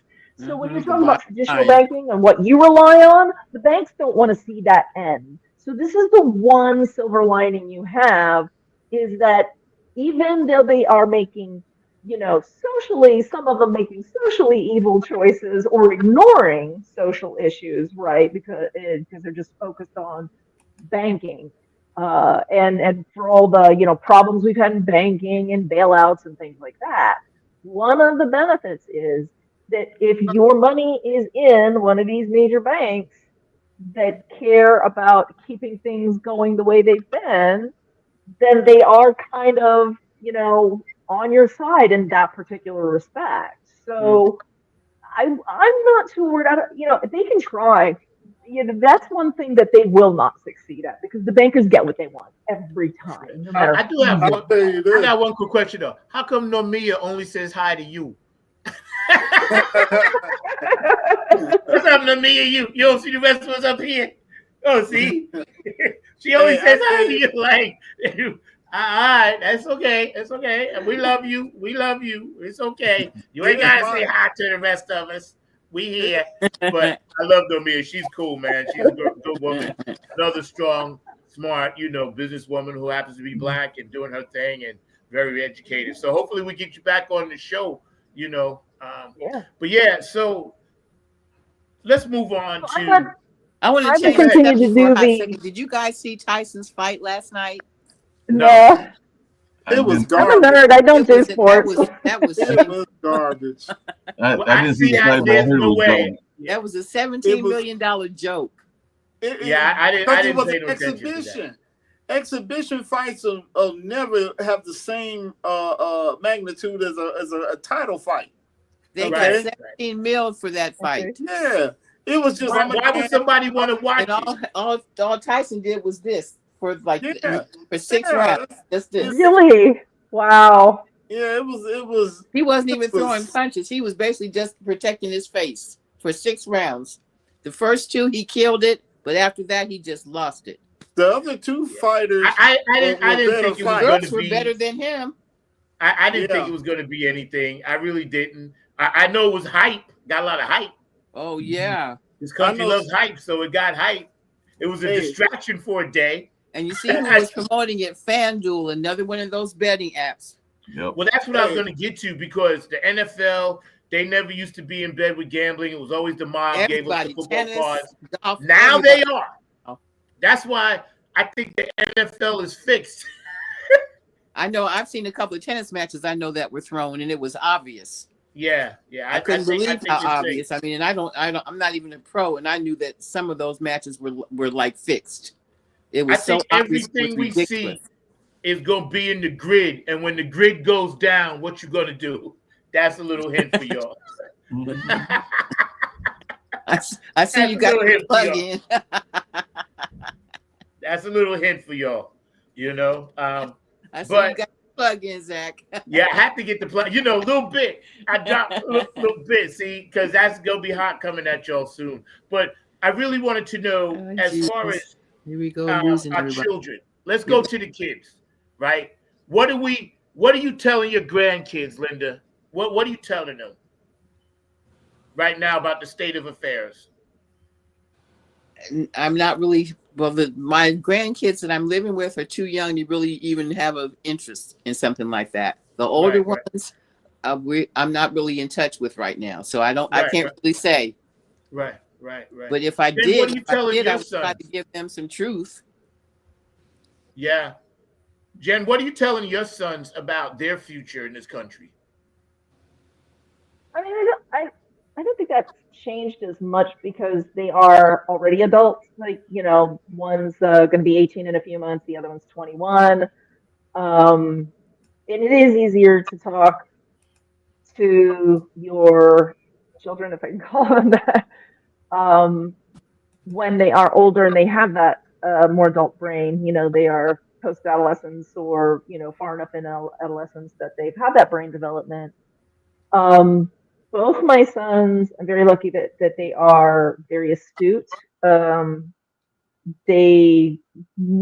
family, when my husband was alive and they were younger, we ate dinner all the time. And my husband and I would often have these, I mean, we tended to agree pretty much on politics, but we would still go through a debate. We would still like play devil's advocate and go back and forth.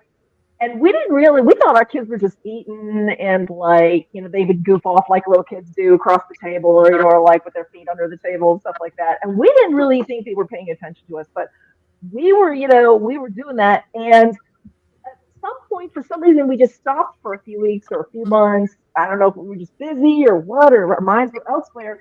And our oldest son at the time, who I think was only maybe 12 or 13, goes, "Aren't you guys going to talk like you do? Like, I really enjoyed listening to that. Can you guys talk about something again?" Right, they're paying attention. Yeah, well, they were paying attention and they were noticing, and now they see that because when Adrian was going through middle school and high school, he would always get from his teachers that he was, the one time he came out of his introverted shell was when he was discussing in, you know, the political science classes, the history classes, the social sciences classes, and English literature and things like that. When they were having these, you know, philosophical and intellectual debates, that's when he came out of his shell. And they said, you know, he was very eloquent and very well thought, and, you know, pulled from sources. And now that's what I'm hearing about my youngest son through middle school and high school, is that, you know, he brings like college level discussion into, you know, high school, and they're very impressed with that. So like, you don't even necessarily have to try. You just have to not hide from your kids. You know, don't hide your own mind from your kids. Let them see your mind. Let them see your intellect. Let them see your thoughtfulness, and they'll follow. The kids that live here now, they're 6 and 13. My older grandsons are like 20s and up, but they're living their own lives, and we don't really have that much contact anymore because, you know, they're in Maryland and I'm here, you know? Yeah. I miss those guys. I miss, you know, being able to hang out with them. Yeah. I know the young people. Oh, George, go ahead. Oh, I was just going to say, my kids are spread out, you know, they out there doing what they do, you know? Yeah. When they living were younger. life. Yep, living life. When they were younger, I was, you know, able to teach them and tell them a few things. Whether they took it and ran with it, that's on them, you know, because they're grown. My granddaughter, I just ask her how she like her Mickey Mouse dolls. Right. She's too young yet to know. Yeah, and sometimes that could be good. I'm just gonna say that I mentioned that I'm doing fine. I mentioned that whole thing. Mark? I mentioned that thing earlier about that petition, and 2 of the signers of that petition were my 2 nephews, because they realized that they've been engaged in conversations since they were very young, not just conversations that I've had, but my younger brother and my only brother is very much intellectual. And as you know from our conversations, so is my dad and their and mothers, which is their grandparents and everything. So they're used to these kind of conversations. So they're very much engaged in that. And actually, even to what George had said earlier about the difference in regions and everything, there was a young lady before we started this show that I was given a tour to of the Hayti building and of the history walls that are here, because she's here visiting Duke's campus because her oldest, she's got, I think she told me 7 kids. I'm not sure what the mix up is in terms of gender and even orientations, but she's got 7 kids, but she wanted to make sure to get some history in this area while she was here, because her daughter, I believe it's the oldest one, is going to Xavier University in New Orleans, but is attending a symposium at Duke University. Well, and while she was doing that, her mom came here to get some of this history. So I would urge anybody not just to think about their present, but also learn their history, because if there's that old saying, if you don't learn from your history, you're destined to repeat it. And we saw some That's of that exactly even right. in this election as well. So definitely study that history and study some of that past of that woman. And I think she owns a boutique in California based on the email that she gave, and everything is in that entrepreneurial space as well. So we need to support our entrepreneurs and also be students of history. I'll just leave it at that. Hey, Zach, I wonder about, all right, we all talk about history, but what about her story? Her story is very important as well. And there's a lot of very big I her like story. that. As a matter of fact, what sometimes people forget, and I'm just going to go down that path, and I'd love to hear what definitely Linda and even what Jen has got to say.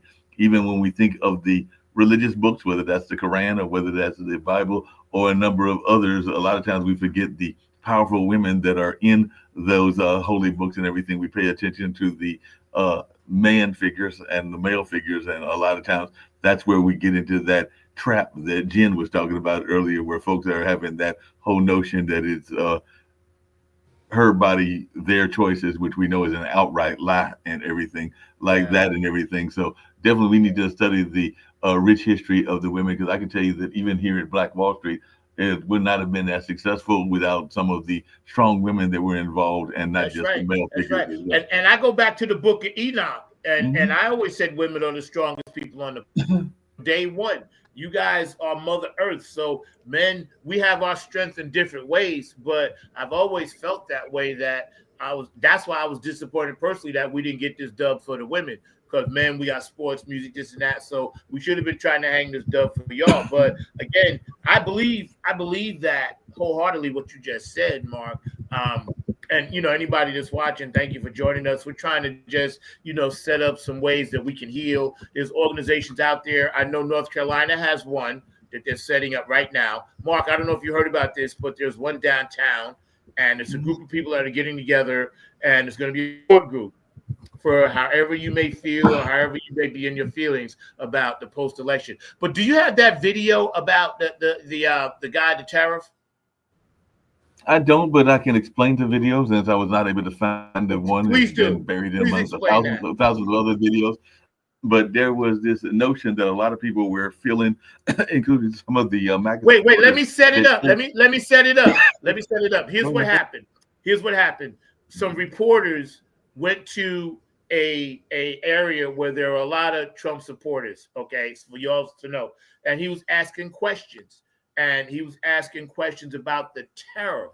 And he had, his educated person with him. And he went to a small business owner. I believe the gentleman was printing T-shirts and was ordering them from China. Okay, Mark, go ahead.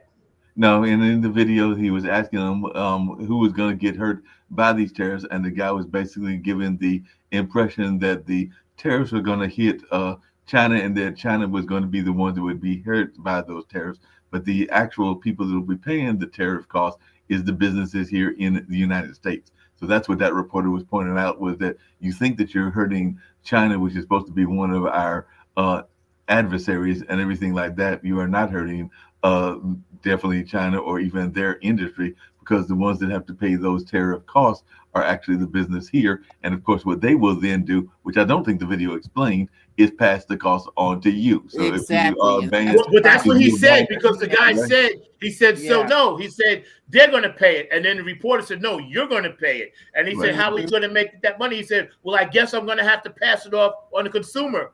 But then Right. he didn't realize in his stupidity that whatever he buys is happening to him. He is the consumer. Right. So Exactly. that's one thing Right. that I think people got duped on, and I think it was intentional. And I think because a lot of people in rural areas and certain areas of the country don't really do import and export like, say, major cities, they were misinformed. It doesn't make them stupid, doesn't make them less than us. It just means that they didn't pay attention to the details. They were misinformed on purpose because But they Zach- were looking at people eating cats and dogs and this and that. And this dude was like slipping the tariff word in. The tariff. He kept coming up the tariff. So they just assumed it was just another thing that he was saying. So But Zach, that wasn't the only time for that they got anybody that misinformed. has a small business, But that wasn't you the know, only you're time gonna that they have to be got. aware of that. But that wasn't the only time that they got misinformed, as I know, because we're all very smart Mm-hmm. people here and everything. The economy is actually in strong opinion and everything, but because there Yeah, is it some is. prices that are up and all along those lines, there are people that are concerned that their gas is going up or their eggs are going up. But even one of the videos that showed the eggs going up, it was literally, and I do remember that video, the eggs that were being complained about were actually cheaper than they used to be, but nobody paid attention to the cost of the eggs that were behind them and everything, because that video was actually circulating there where they were complaining about these $6 eggs, and actually, if you look closely at the video, the eggs were actually probably about half that cost and everything along those lines. So there's a lot of misrepresentation, including misrepresentation about how the economy is doing. I'm not saying that things don't cost a decent amount of money, but even gas prices have been steadily going down. They may spike just because they historically spike around this time because we're going into the holiday time. Things That's right, we were that's right. joking about, and I got And to check this out. We got about. Oh, go ahead, Jen. But the problem is, and so I've had debates with many of these people, and even when I provided them with the facts, they refused to believe them. They said I was a liar, a shill for the government, I was brainwashed by the government. So it doesn't matter how much you give them good information, and it doesn't matter how you present it. I was just facts, ma'am. I was laying down the Jack Webb there, right? Just the facts, just logic, Yep. just math, That's right. just numbers, That's right. and getting called the most vile misogynistic or just plain vile, period, nasty things, and because they don't want to. And so part of the reason why they got duped is because emotionally they're picking the people saying things that confirm their hatred of the other side. Exactly. And that's the part I don't know how to get over. I'm not sure what percentage out there that represents, but I don't feel like we can waste our energy on those particular individuals. I think the biggest question is the same one I had at the beginning. How do you identify the ones who are willing to listen? And dare I say, I'm going to say the C word. They're a cult. I'll say it. I'm going to put it out there and say it. They can kick me off tomorrow. I don't care. Because you know, doggone well, when people start following people off the bridge and then people like, oh, yeah, they falling. Well, you know what? I'm going with them, you know. But here's something. I'm going to close with this topic. This is more important than anything we've ever discussed in a long time. Now, let's look at it this way. Plastics and the medical industry, okay? Plastics is in everything we eat, consume, smell. It's in the air, our oceans, miles and miles, garbage dumps, plastic. The fish eat it, we eat the fish, we get sick.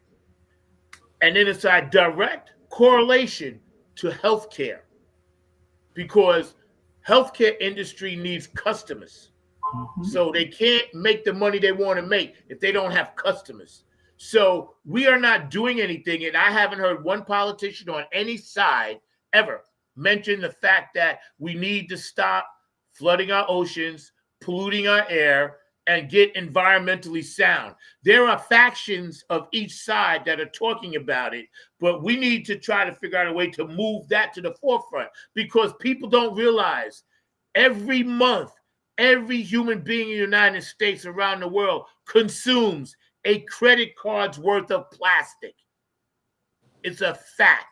Scientists have proven that. You take out a credit card, a debit card, you're eating that much plastic every month.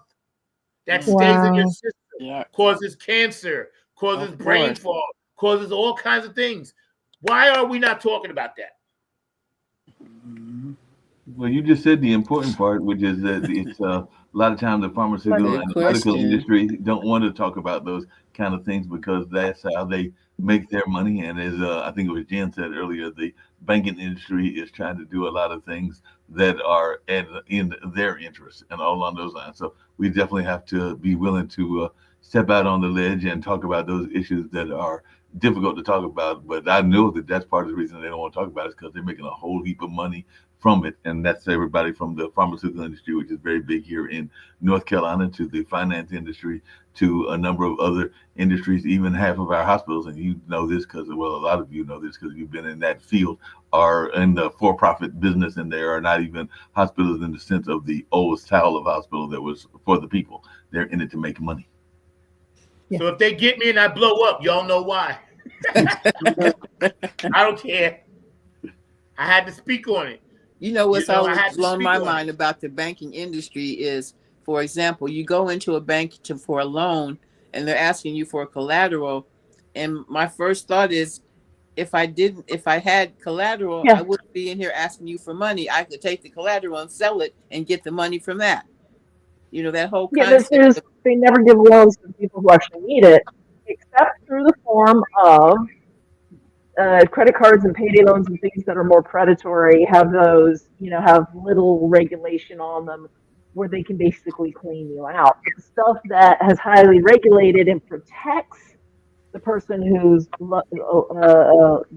being lent the money, those are the ones that they don't let people who need it into. Yeah. It's like pawn shops pawning people. Yeah, That's funny. you're not wrong. If we need to figure out how to take better care of our health, because we become slaves and dependent. Like Kev said, there's no money in curing the sick in the United States. That's right. And I'm gonna add this. There's another, there's more money in pretending not to stop it than it is to save it. Because like George said before, okay, so it's big business, right? And it doesn't matter what you have or whatever, what's wrong with you. But how is it that you can go in any fast food restaurant and eat whatever the crap that they serve, right? And spend that money. But then when you get sick, it costs you like $490 for a pill. You know what I'm saying? So, and you need that pill or that surgery or that procedure, right? And it's only because of the stuff that we've been pumping in. And it's not just us. It's the whole world is churning like this. Our grandparents and parents was much healthier than we were, even though they got illnesses, because they grew their own food, had their own garden. But now the pesticides, the chickens, the chicken feed, the sprays, everything is designed to make us sick. And we need a communal response to figure out how to stop this, because this is beyond the scope of even trying to make it to the next generation. If we're all wiped out, who controls the world? You know what I mean? We gotta have more people that are in the space of healthy living. I'll actually throw a person that's been joining in our conversation that I know is friends with Jen, but she is very much in that space as well, because I know that Normia is very much into that healthy living. Jen can probably speak to it better than I can, since they are best of buds and everything. But I know just in her coming to the dance class that she is oftentimes talking about what she's doing gardening wise and other healthy wise. But I'll let you speak to that, Jen, since I know that that's one of your best buds and everything along those lines. Yeah, she and I share that as a common interest. I probably said it on the show before, but I do a lot of gardening. Yeah, I know. My own home canning, and I do. Regardless of where I purchase, I tend to purchase whole foods, and they tend to cook. So I cook from scratch, and a skill that every human being really needs to know how to do, because it's amazing how much you can improve your health by just taking simple, low processed whole foods. And Mia, this is like her jams too. Is, just some rice, some lentils, some vegetables, and a protein. And then all the wonderful seasoning and spices that you put it all together and it makes it delicious. And a family affair, make it a family affair, have everybody a part of the meal making process and serving and cleaning up, because there's your ability to get that family togetherness, even if it only happens once or twice a week. And you will be surprised how body and soul, how healing that is, because food is medicine. Me and I, like maybe about this time last year, or maybe not even, not that long ago, went to a lady who was talking about how she used microgreens. She started growing microgreens to solve a lot of her health problems. There's a lot of, so I started doing that in a cabinet in my house. She's like, you can do it in a bowl on your counter. There's just these little things you can do. Just yeah. Well, that is how traditionally we would make soaps, is some kind of animal fat. Hey, I believe or plant glycerin, but I believe sugar kills more than bullets. But yeah, it's Zach, you said it's we want to do the pill a day thing. We don't want to cure anymore. We don't want to do what is a more permanent or longer term solution, because it's all for profit now. If you look at some of the earliest advances in medicine, it was often people who were doing it in the public space. So, and they were often like independently wealthy people who were just interested in that subject, and so they're just sitting there in their little, their own little labs and doing things and writing papers and releasing it to the public for the public use.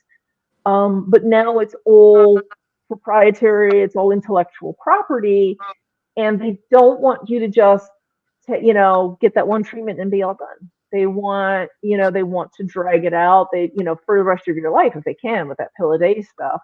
That's it. Exactly. Yeah. It's just like fixing a car. And they don't want you to fix it. They keep you coming in to get the brakes done. They keep come in. It's just like fixing a car, man. Yeah, it is. Yep. That's why, when it comes to pushing drugs on this country, we're so medicated, we can't get out of our own way. And I speak from truth. I don't care who you are. We are so quick to put our kids on medication. And sometimes they need it. It's justified. But sometimes all they need to do is go outside and play and burn some energy and socialize with other kids their own age and stop trying to be adults. When we was kids, we wasn't allowed to hang out and listen to what adults was talking about. It was none of our business. And they would shoo you away quicker than a fly. And if you even thought about bad-mouthing your parents or your kids, your parents or your uncles or your aunts, you know what you got. So we developed our own sense of self-worth by hanging out with each other. And a lot of times I feel these young people have lost their self-worth and they're blinded by social media, which is, we're going to end with this, because social media right now, don't forget is the electronics, out of control. It's just boom. It's gone. It's in a place now, like they say, you can never get the crap back into the horse. It's just on its way down this line, going 1,000 miles an hour. You got the TikTok, you got this, you got that, you got all of this stuff. And it's basically, don't forget the electronics. I don't want to say raising our kids, but it's influencing a lot of our children. It really, really is. So I'm going to give all y'all the big screen and let you give your last thoughts. I want to thank everybody that tuned in. You guys can go back and watch to your heart's content. YouTube, I did have permission to run Milo Z's video.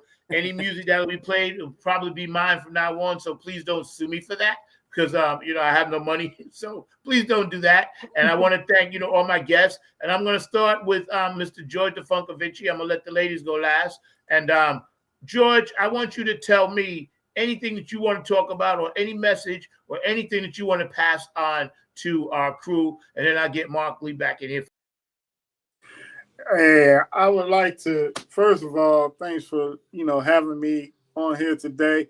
And like all you young folks out there, you know, hey, pay attention to what the elders are saying, because you know they've been there, they've done that, and a lot of times they don't want you to make the same mistakes that they made. Okay, and they know a lot better than what you're thinking about going to go do in life. You know, just listen. It's not like we're telling you what to do. Is we're advising you of what could happen if you do certain things. So, you know, keep an open mind, and you'll go far. You know, and unlearn a lot of the things that you were taught in school, because a lot of the things that taught in school was jaded. So, you know, learn from your elders. That's what I got to say.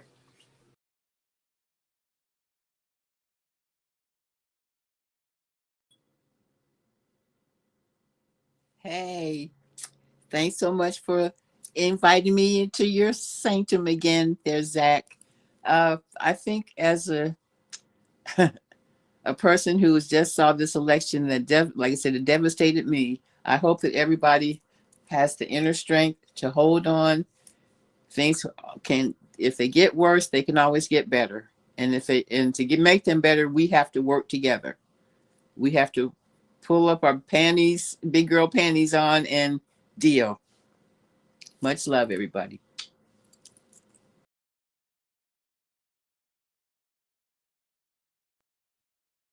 Hey, always an honor and a pleasure to come on the show. Thanks for listening to me and my ranting.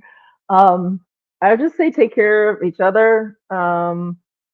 If there's things in your life that are creating too much chaos and taking away from your peace and your ability to have the strength and the energy to fight what fights you can, for yourself, for your family, for the communities that you care about the most, that you advocate for the most, then do what you need to do to preserve that energy. Do what you need to do, because you know you can't fight every fight, and certainly can't spread yourself too thin. So you know, go ahead and be picky and choosy. You've got the permission.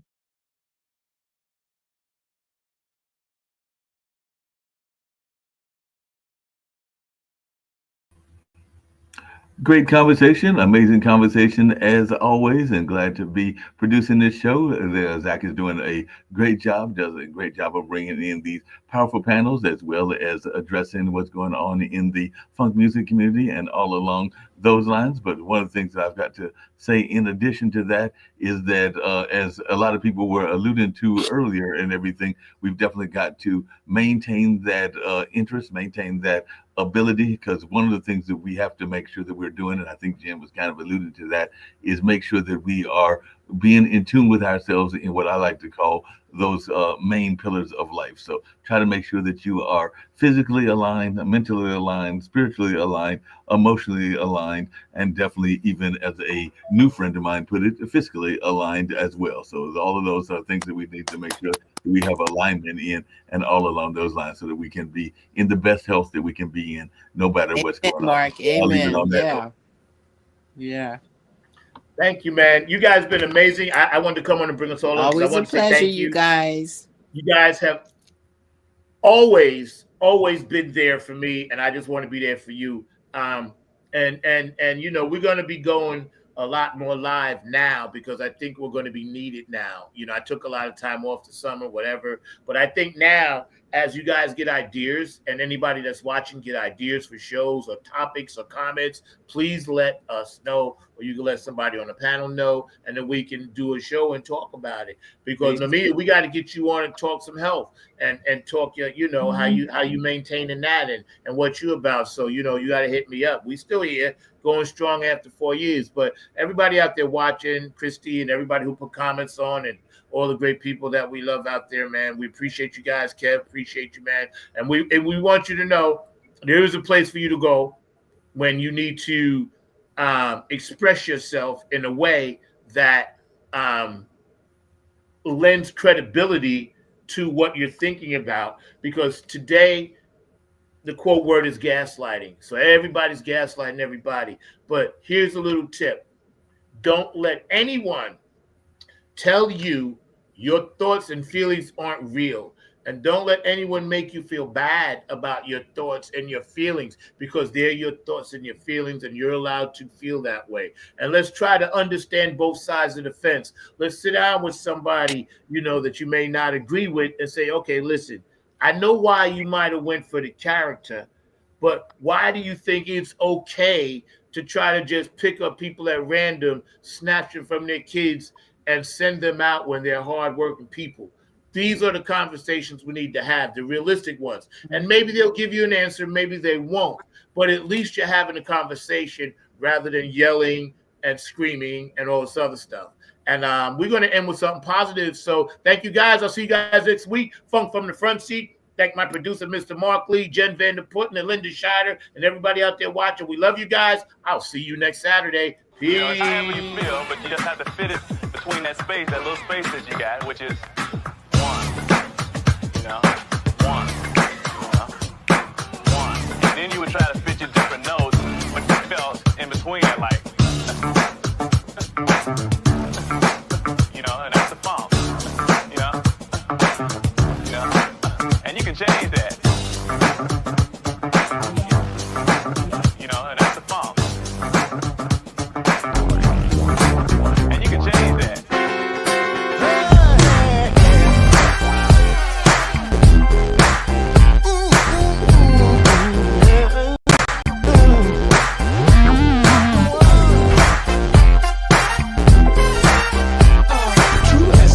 The funk is the power of the one.